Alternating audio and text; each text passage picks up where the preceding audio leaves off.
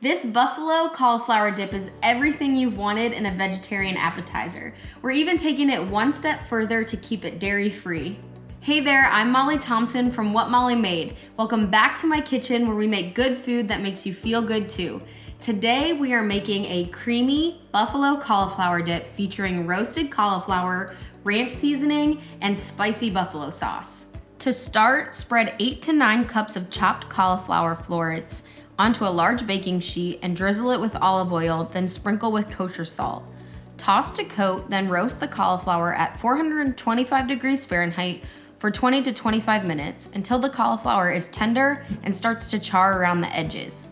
While it's roasting, add 3/4 a cup of paleo mayo to a large bowl.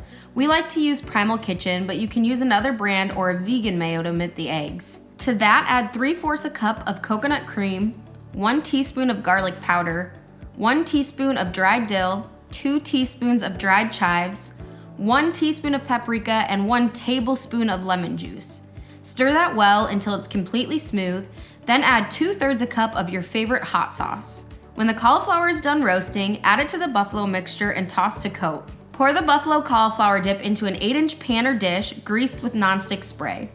Bake at 400 degrees Fahrenheit for 20 to 25 minutes until it's heated through and bubbling around the edges.